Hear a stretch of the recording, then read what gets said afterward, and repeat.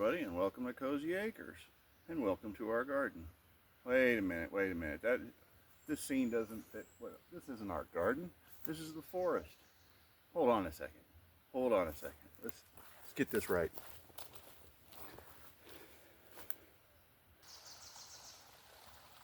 Okay, now it's better. Welcome to Cozy Acres. This is our garden. And today's topic of choice is why our garden isn't the forest, but why we want the forest to be our garden. And that is what we're here to talk about today.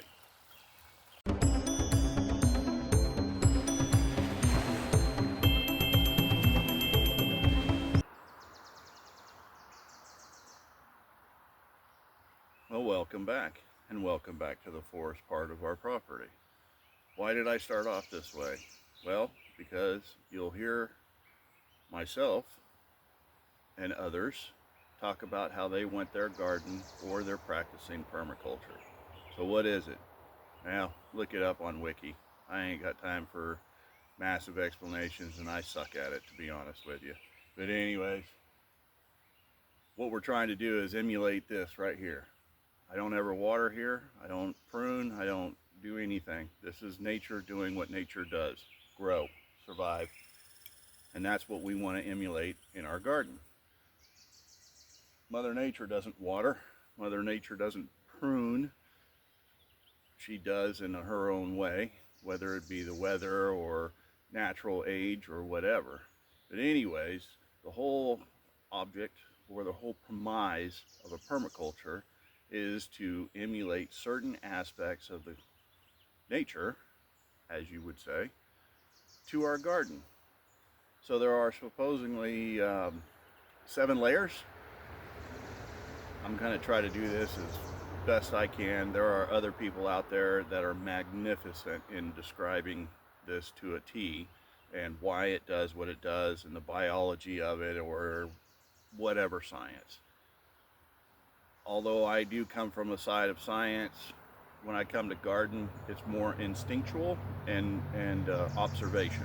But anyhow, let's just discuss a few things. So we got the canopy, which is one of the largest things that we have on this property. We have your western hemlock, we have fir, we have cedar, we have, good Lord, every kind of fir you can think of. That is the majority of the canopy in my location. Large, tall canopy. Underneath that, you'll have the alders, rhododendrons, and then below that we have the smaller shrubs, trees, as you would consider, would be your red elderberry, your ferns, your salmonberries, your salal huckleberries. Those are all bushes. And then below that you'll have the herbaceous, which you'll have the white bells, the false St. John's, ferns. I suppose certain ferns could be considered herbaceous. And then below that you have your vining plants, which in this case, which behind us, as you can see, I have one of the banes of the Pacific Northwest, invasive, and we try to destroy it, which I will intend on doing to some of these, is we have ivy. And this ivy is non-native, it's invasive, and it will choke out the plant. So we try to keep them down as much as possible. Under all of that, we have mycelium. I have a lot of coral mushrooms around here, LBMs. We have lobster mushrooms. We have a couple other different ones, some boletes that come up, and a very lively jasmine. We have one of those as well. But yeah, we also have horsetail, which is not, anything of the fungal department, but it is something that we have plenty of. We also have skunk cabbage, which again, that's right on the creek edges, also in the super damp areas, marshy areas of our property. But anyhow, this is what we're trying to emulate. When everybody says we're doing a permaculture, we're practicing permaculture, this is what they want. But they don't. They don't want this messy. They don't want this look, and they don't want these plants. I don't either. But we're trying to take the way nature gardens and we're emulate it to our garden. The firs, their nettles drop. The rhododendrons, the elderberries drop their leaves. The alders drop their leaves. The alders, being a hardwood, it still, I swear, is probably the weakest wood that we have around here. It constantly drops wood everywhere. I mean, you get branches constantly falling down all around us. This builds up and builds up and builds up. And so now there's this cover, natural cover over the ground. What does that do? Well, it does the most glorious thing ever. It protects the earth, it protects the soil, it retains water, and it does not let water release. So therefore, once the rainy season is over with, here we are, never having to water. Then Mother Nature is growing. It's plenty green, as you can tell. Lord knows we got green around here. Green everything. No interference whatsoever. That is the key to permaculture. That is what we want to emulate. Most people want to practice putting companion plants together to emulate that. The only part of this whole permaculture that I wish to do is I hate watering. We're on the Pacific Northwest. My number one public enemy is slugs. What do slugs want? They want moist, wet ground. I don't want to have to water a single thing, so that way it is almost a desert for slugs to get to our plants. So that is why I practice permaculture and try to emulate nature. Nature doesn't water. If she does, it's during the seasons that it's supposed to be, just so that it gets everybody started and on their way. It loads up the ground with moisture. The ground retains that moisture for the rest of the season, especially during the hot summer months. When I say hot summer months, on the coastline, it is a whole whopping 75 degrees maybe. That's our natural average for the year. Our winters are like 42 to 45 degrees, and that's it. So very tempered. Moisture doesn't evaporate quick. I'm only a matter of a minute away from the ocean, so we get a lot of humidity, a lot of ocean mist and spray, as you would say. So I need to make this happen in our garden. Behind me is a section of our garden. And if you notice, there are wood chips and wood chips and wood chips. This is a resource that I have here. People do it however they wish to do it, whether they're planting a cover crop, they're planting chop and drop, has their own chipper, or they're overloading the plants. The point being is the earth is covered, 100% covered. No open, no air, no exposure, and that means no moisture loss, no water loss. Things are being retained, things are soaked up. The heat hits this and it hits the top of these wood chips. It dries out the top of the wood chips, but it also protects all of that moisture that happened during the late winter on into the tail end of spring around here. We get 72 inches on an average in this location of water a year, rainfall. Low end would probably be around about maybe 50, 55 inches on a bad year. So we get an ungodly amount of rain. Seattle has nothing on us whatsoever. We get a lot of rain. Problem one is, yeah, we get a lot of rain. That means not a lot of days, growable days or sunshine days. Let's put it that way. I think we get a whole 135 days of growing. Things need to be done and done quick, and we're very limited on how we, let me put it this way, on what we grow, because trying to find something that from seed to fruit, 75 days, 90's pushing it, to be honest with you, especially if we have a later cool period in the summer. We literally cannot plant anything if we were to do seeds, straight sow, until June. That doesn't give us much time at all for a plant to grow, be fruitful, and harvest. So yeah, that's the reason why we have 2 greenhouses. That's the reason why we grow some of our vegetables in the greenhouse, because we just can't do it any other way, especially things that, normal people want to eat. Anyways, so this is what we do. I put a ton of wood chips. There are several problems with our yard that we want to try to correct.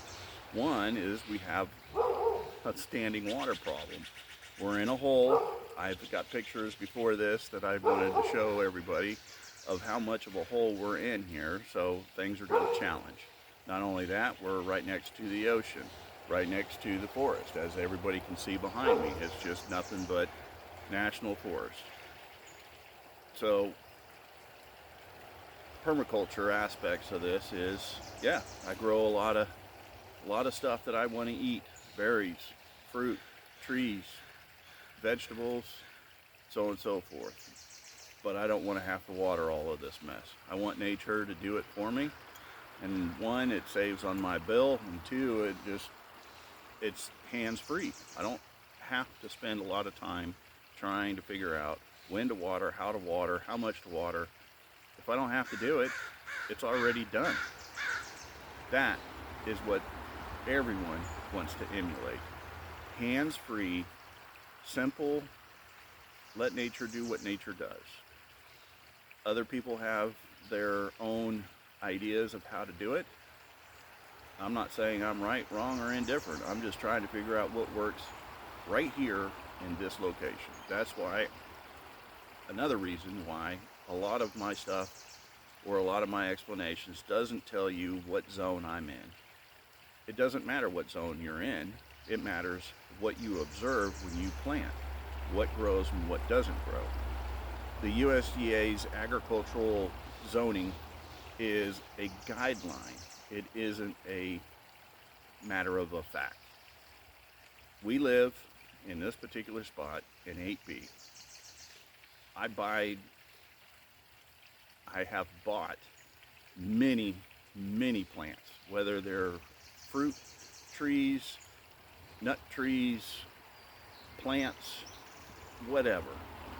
I can't tell you how many hundreds of dollars have been spent because I looked at 8B. Oh, it should grow here. It says it should grow here.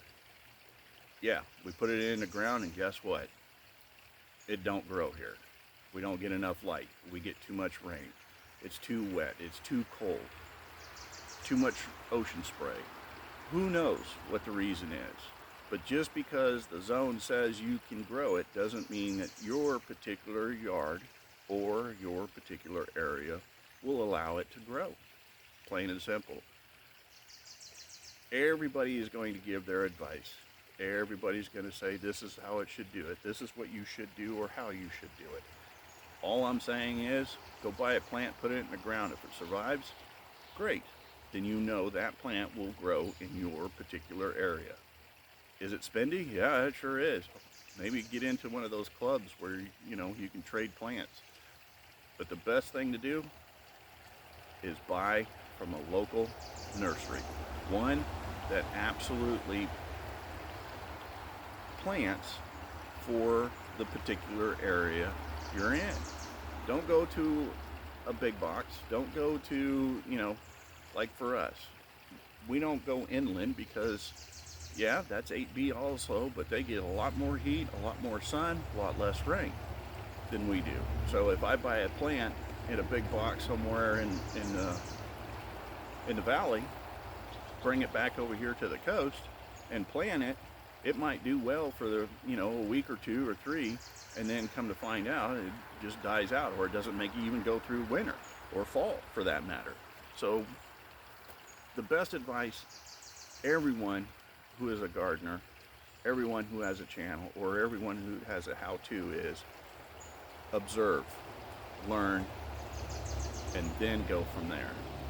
I've got trees even now I have that I'm going to have to remove.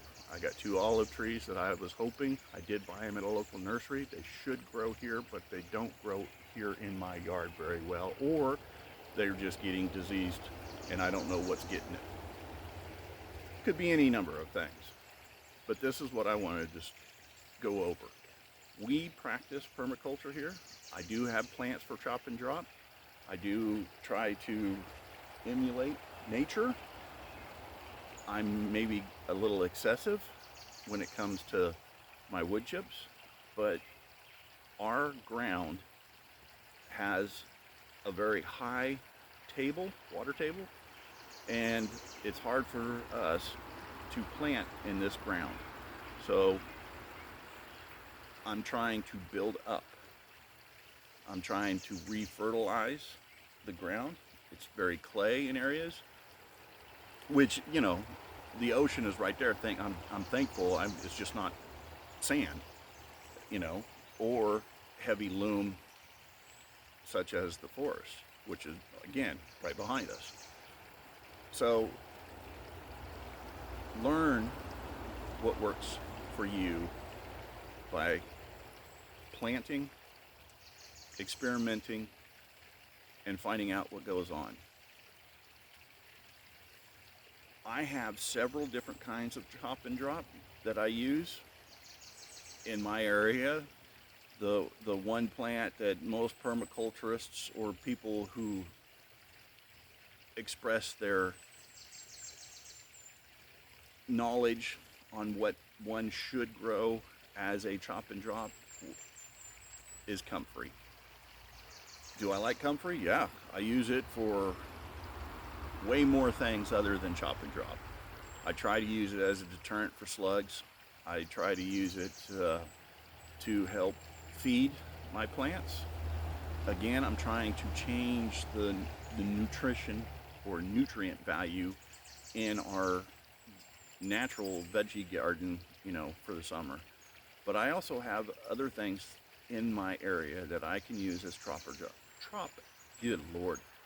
and drop that are much more prolific, much more readily available, and I have yet to be able, it's almost impossible to kill the plant. It comes right back, it does its thing, and I can just reuse it and reuse it and reuse it.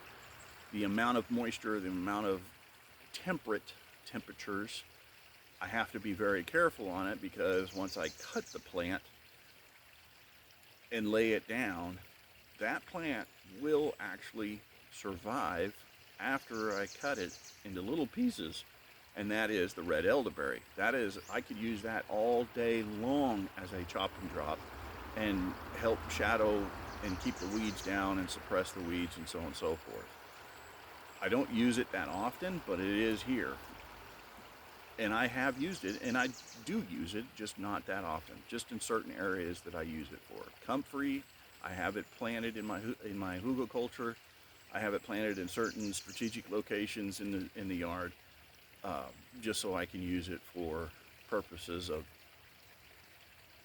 chop and drop and protection of the plants and to feed our plants. I also have another plant that isn't quite the norm. and let me go over and take you to that one. Now here behind me is a very unusual plant. It is a relative of the rhubarb, and this is an experiment. And this is what I was meaning by try to find what works best in your locale. I want chop and drop, I want something to suppress the weeds, and I want something that's going to feed my ground. Again, the little that I have to introduce and let nature just grow my garden for me, the better I will be. This is Fuki. And I love the plant. And as you can see, aside from the Himalayan blackberry there, and also the other plant that I use as a chop and drop for some cases, which is the skunk cabbage, believe it or not, it's fantastic in our area. It works. I mean, good heavens, just look at the leaves as well. You know, they're huge, just same as the Fuki. The Fuki is growing in the wettest part of this property. This does not get literally any sun whatsoever, so there is no direct sunlight. It's shaded, and as you can tell, this plant grows well. It does its thing. This is 5 years old, these plants. But the problem with it is, I just said it, this is 5 years old, and this is all I've got. I was hoping for this plant to be much more prolific than it is. I've seen this plant just be thick as thieves, and people just go over there and cut it down, and then it's grown again, just fills right back in, so it's just a repetitive action. They keep using it for chop and drop, they just keep growing it, and it keeps going. But this one doesn't. It takes still a while to grow, and that could be because of, obviously, I have it in the worst location any plant would ever want, and that is no sunlight, wet feet, marshy conditions, and barely any heat whatsoever. It gets over to this section. But anyways, point being, find something that grows in your locale that's prolific. Stop doing the damn comfrey. Stop doing the normals that everybody does. It's not necessarily going to grow in your location or do what you want it to do. It could be invasive and just overrun everything, and then you can't control it. Observe, learn, use. I have another plant that I use for chop and drop that also is not common, and it is also very brutal to get rid of if you even can. So let me go to that one.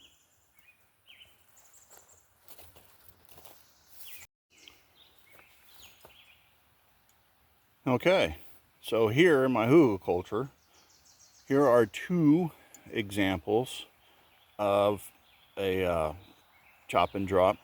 That one is unintentional, and the other one is nature doing what nature does, because my soil type condones it to grow because Mother Nature thinks that I'm deficient in a particular mineral or soil type, or pH for that matter. So this plant right here, that is dock. Basically, comfrey with a dandelion attitude. I'll grow in damn concrete and you ain't stopping me, nor are you going to kill me. That is dock. You can grow curly dock, yellow dock, red dock, it don't matter. That plant I use, I hate it to some extent, but then I also use it as a chop and drop. It's natural, it's effective, it's useful, and I let it do its thing in certain areas. And in this case, in our hugelkultur right through here, I let it do its thing. I just cut it down every so often and drop the leaves, and maybe that'll help feed the ground long enough to maybe that plant will just say, all right, You don't need me anymore, and press on. And then there's a plant right next to it. This series of plants is called red vein sorrel. This is the unintentional. We bought it for the specific use of using it, the leaves anyways, for like salads. I don't use it that often. The missus doesn't use it that often. But on occasion, what the heck? You know, kind of like dandelion. You know, we went a little strange with our salad when we eat our salads. So we planted one plant. We thought it was a beautiful plant, and it didn't do what it's doing right now, as you can see. Without being too, you can see that this thing is already starting to go to seed. You know, already. We're right close. Anyhow, she bought and planted a second one. She planted it on the north side of a above ground garden where it received very little sun. It bolted, just as you see right here, very quickly. It seeded, and it seeded our entire yard. Now we have involuntary red vein sorrel, growing literally everywhere all over this cotton picking damn property. I'm not upset. We use it on occasion. That's food. It can be food if you so choose to use it. It can go into your juices if you want. You know, you can use it for juicing like you would with spinach or, you know, anything else, leafy green. But I also use it now as a chop and drop. So learn, use, and guess what? It's effective. And you don't have to use what everybody else says you need to use. The other that I can use here naturally, aside from comfrey, believe it or not, is sitting right here, which again is all over my property. And you can see it, all of this right here. Look at that, isn't that beautiful? All that fern. Guess what? Fern grows fast, quick, and it also makes an excellent chop and drop. Again, we want to use nature the way nature intends it for its purposes. One is providing a cover. Two, it provides a drop, and it feeds the ground. So why not use it? Elderberry is the same way, and as you can see here, let me move up a little bit. There you go. There's the red elderberry, and as you can tell, it is immensely prolific where I'm at. I could use that all day long. We have some Eurasian ringed collared doves, and this is one of their favorite munchies. So I leave a lot of these trees to berry out and don't cut them back. But once that's done, I usually come over here and just chop everything that you see. Everything, all the way around this whole entire property. I cut all of that stuff all the way down and just drop it onto the ground. Using nature to grow our gardens. Emulating nature to grow our gardens. The lesson for today: learn, observe, and use. If you live in a desert, there are certain plants that grow there. Use those particular plants. You don't have to try to use something that you have to go to extraordinary lengths to get to grow just to use it because everybody says to use it. We have plenty here on the coast to use to emulate nature, and plenty of wood chips to refrain from me having to water so damn much. But Cozy Acre, I see a hose going all the way around there, and your ground is wet. Yes, I have to water some damn times. Unfortunately, it's this garden here, because that garden is, guess what? It's left uncovered. There's certain things you have to do, and this is one of them. If I want vegetables, I need to grow it a certain way. But if you notice, I still have rows of, right in through here, of wood chips to keep that ground covered. And as you can also see, I have comfrey laying down. I also have comfrey clear all along the whole entire hugelkultur, all the way up to the other side.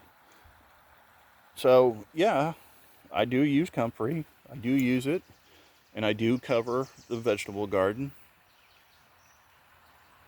But we still have not found certain varieties that grow well here. We're still trying to get a vegetable garden to do a vegetable garden thing.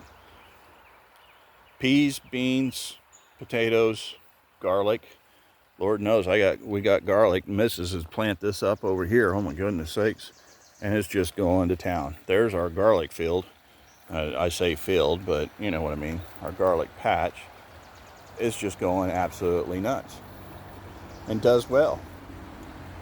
We come and weed this out on occasion to keep the weeds down. But other than that, these things, we don't do too much to it. We do water on occasion. But again, I'm trying to build this dirt to where we do not have to water. I hate the aspect of us having to do it when Mother Nature doesn't even do it. She does it when she's supposed to, and then that's about it. Permaculture practice and how we're doing it. We're trying. Not all of it is working for us, but a lot of it is. I have got apples over here. This is a 5-in-1. I got the service berry right behind it. And we got plants, Here's our vine right here. This right there. Those are hardy kiwis. We have, I can't remember what this 2 vines are. I want to say it's like bergamot or something. No, that's bee balm. Good Lord. I can't remember what in the world that stupid vine is, but my goodness, the damn flower is beautiful on it. Hummingbirds love it. But anyways, again, oregano is another one that we use as chop and drop. Also to dry.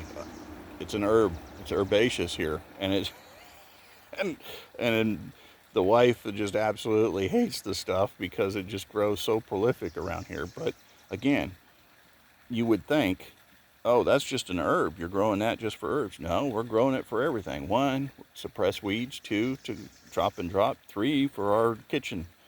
4, to sell to the public. We use everything.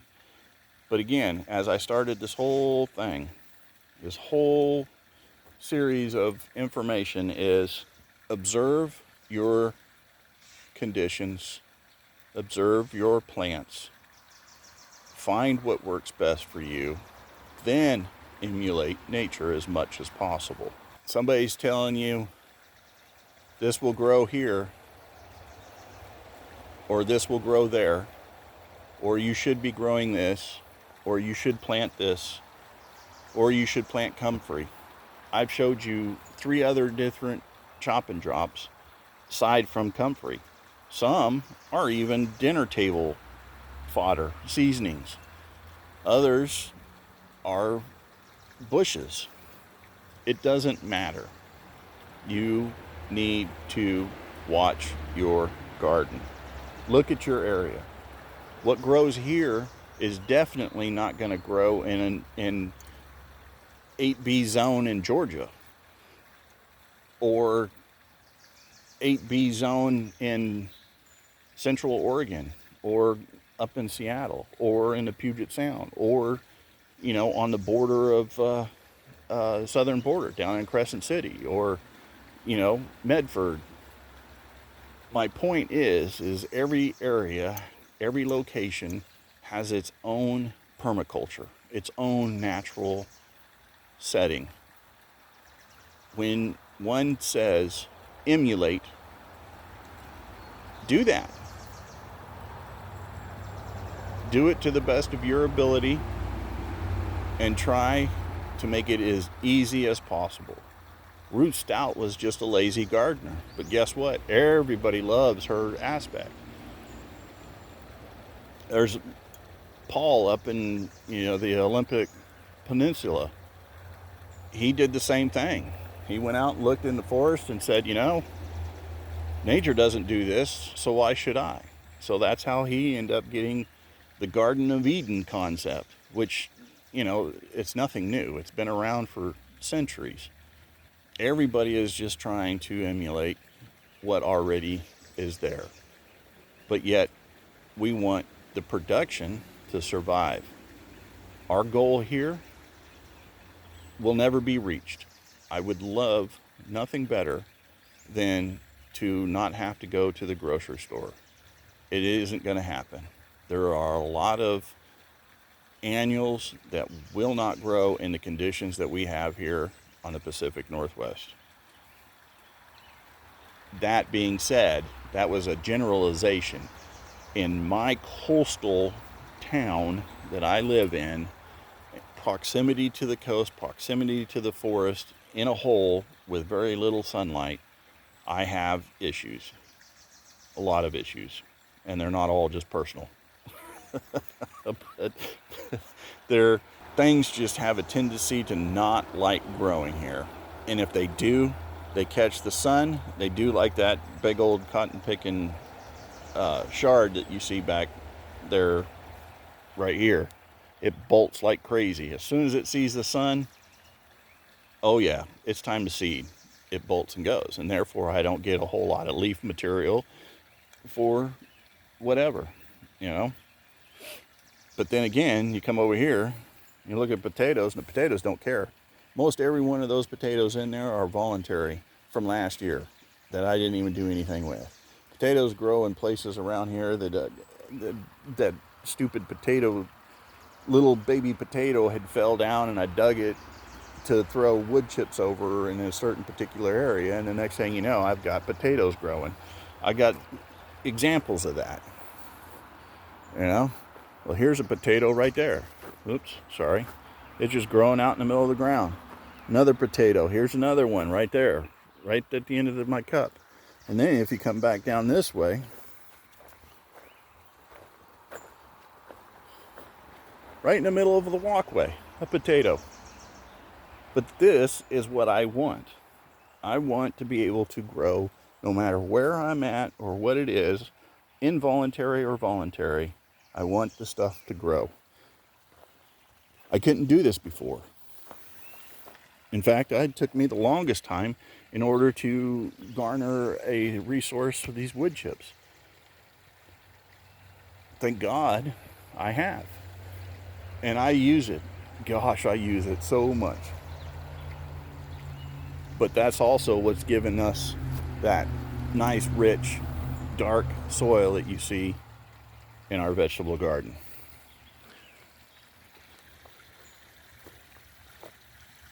And there it is. But Cozy, where's the vegetables? Exactly. We're trying. In fact, I think there's supposed to be, there was supposed to be squash in here at one point in time, but I think we've started over on that. Again, in the greenhouse and get those starts going and then put it out here. The peas all the way along the back are doing halfway decent, but the slugs have gotten to them pretty badly, so they're recovering. Of course, the potatoes are doing well. I think we're trying some like softball size. That's this piece of paper right here. This one right there, that piece of paper, that mound is supposed to be softball size cantaloupes. So that's an experiment. I haven't seen anything yet pop out of there, so I don't know. And then the mound up here, up there, that mound, not that comfrey, but there's another mound up here. I cannot remember what the missus had planted there. I think that might have been some other squash, attempt for squash, maybe even cucumbers for that matter. I don't remember exactly what it is. But anyways, I think I'm rambling a little bit here. I started this off on permaculture and what I wanted to do, and now I'm just rambling. But anyways, the major take from this video is learn your environment. Use your environment, and you too can practice permaculture. Just a different form of it. I don't want the wild aspect of the forest behind me or in front of me in this case. I want to use its philosophy. I want to use its knowledge. The forest does its own thinking. It knows what it wants to do. Nature kind of is self-sufficient. And that is what we all should strive for. Self-sufficiency. It should be easy to grow a garden. It's not, but it should. And I can tell you from personal experience, the missus and I, we have absolutely have planted out this yard every year, and maybe 25% of what we've planted successfully grows again and again and again and again. In other words, it comes back. We've lost so much, but that's the aspect of learning. That's the aspect of nature, and that's the aspect of learning your yard. We don't want an unruly garden like nature. No one does. In fact, even the most strong-headed permaculturalists that are out there, I don't even know if that's a word. We'll just pretend it is. But even the ones that practice, they still plant heavy, but there is still order and reason for why they do it. The wife wants pretty. I just want to grow as much that we can eat as possible that keeps coming back. How that's done, I don't care. But you have to have pretty, and when I say you have to have pretty, you have to have flowers. Flowers bring in the animals. The animals bring fertilization. You know, pollinators, insects, birds, hummingbirds. If you don't have any flowers, you don't have any beauty, you don't have anything to attract them, then you're just going to have a barren desert and nothing is going to feed off of it. So this is where we're at, and this is what we're trying to accomplish. Don't listen to anybody. Listen to yourself and watch your yard. Observe. That doesn't mean I don't go and surf the internet for answers that I don't know. In fact, I spend a lot of time. There's excellent people. Good Lord, there's so many people out there that are magnificent. But if I took their answers or their logic and applied it as if it's what I need to do in my particular area, you're doomed to fail. And then you get, I wouldn't say depressed, but you'd get aggravated, frustrated, and you give up. Don't give up. Don't get aggravated. Don't get frustrated. Use what you see and the advice that they give as an aid to help you. But your biggest success is going to be just do it. Plan it, watch it. If it doesn't survive in that particular area, but it's still alive, move it to a different part of your yard. Give it different conditions. Those conditions may change. We've got plants here. In fact, yeah. Those particular hydrangeas, these big leaf hydrangeas right here, has been moved 3 times. And now we finally found a location that it enjoys. I have a cherry tree that I've moved twice now. I've got currants that I've moved. Day lilies we've moved. Lupins we've moved. Lilies we've moved. Hostas, oh my gosh, these hostas that are over on this side of the garden. Let me go over here as slowly as possible.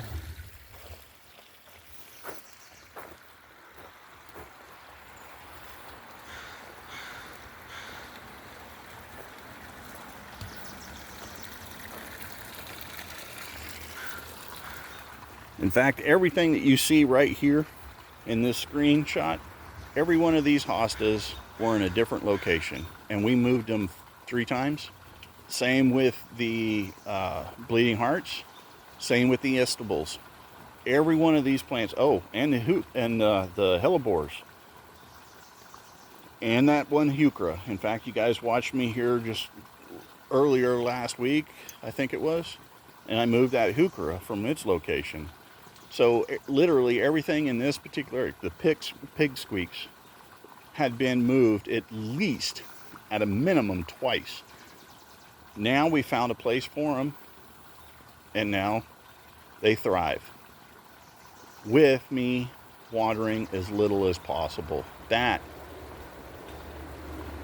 is how you garden. That's the way everybody should be gardening. Observe, watch. If it doesn't work, move it. If it still doesn't work, all right, you know that plant is not something that you want to grow.